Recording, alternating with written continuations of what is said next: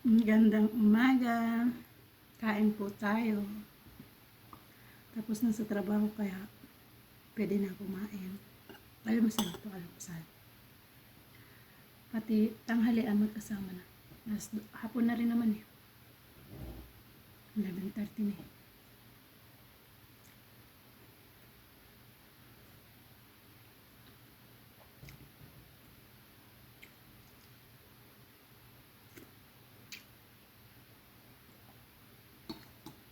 Sarap ng ulam ko. May toyo at lemon and chili.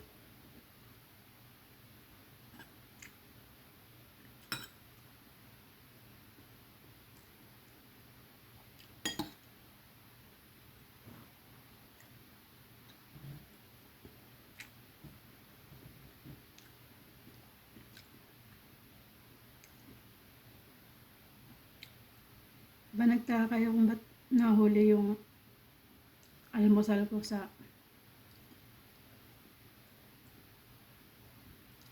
trabaho. Inuuna ko kasi muna yung trabaho bago kain. Para makakain ako ng ayos.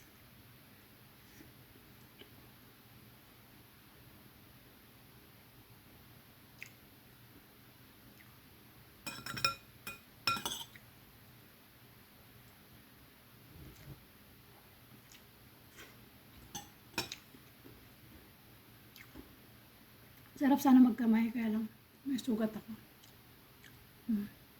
Wala na sugat ko. Sakit.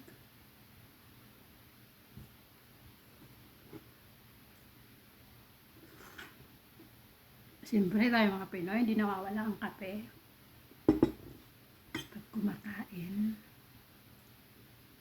coffee is life.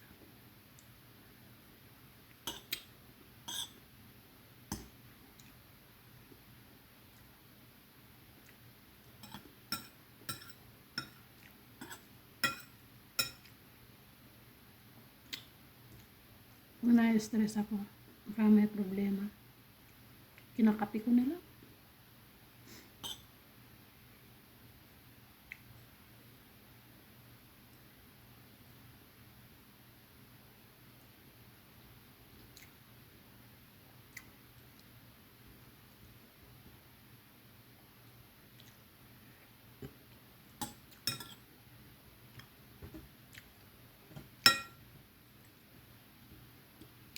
Ganito ang buhay namin dito sa Middle East. Mga kapwa ko OFW dyan. Yan. Kahit simpleng gulay, masaya na. Pag walang gulay, ang dumi, itlog.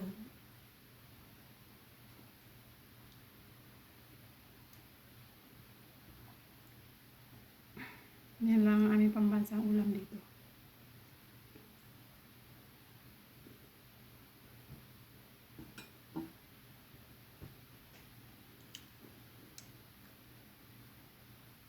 Like that.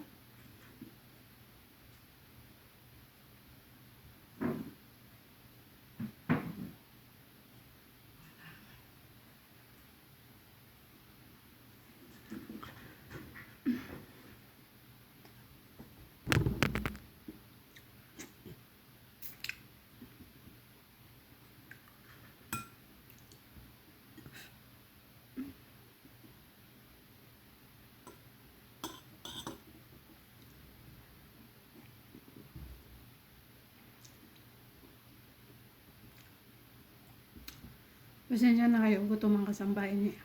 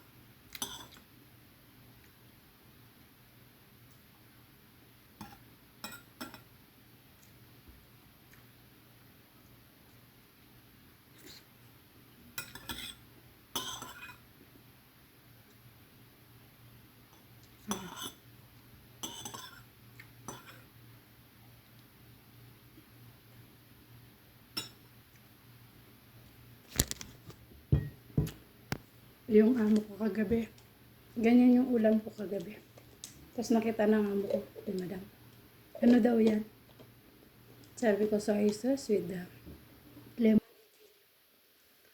Sabi ko yung ulam ko, sasasawan ko dito. Hindi kasi ako kumain ng manok.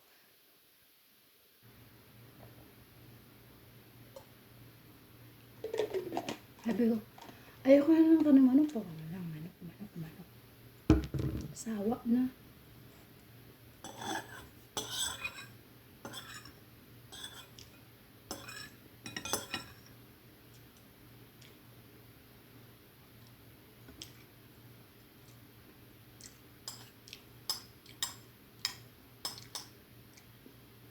Yung mga kapwa ko dyan kasambahay, kumusta naman kayo? Kumusta naman ang inyong pagkain araw-araw? Okay ba ang pagkain nyo? Di ba mahigpit ang mga amo nyo sa pagkain?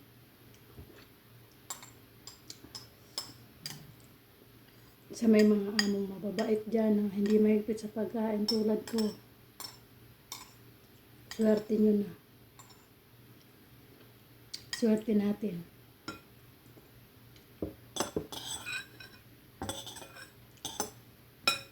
Pero wag naman natin abusin yung kabaitan nila eh.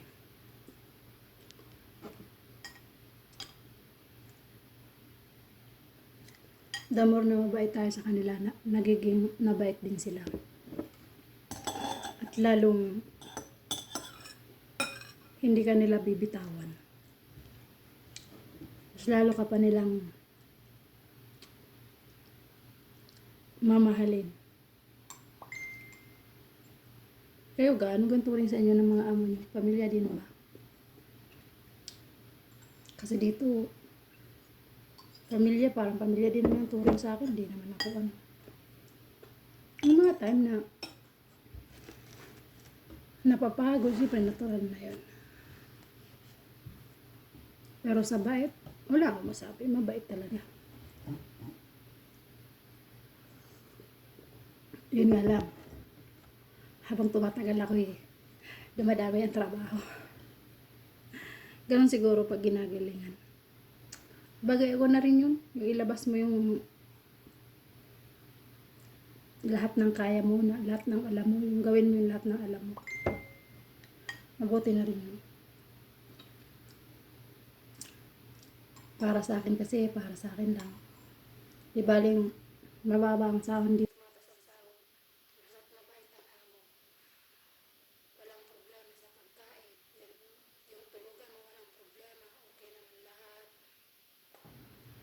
Okay na yun. Huwag na tayo maghanap pa ng iba. Basta, importante, mahalaga. Sarap. Ang sarap papakin ng toyo. Sarap. Thank you, Lord. Tapos na.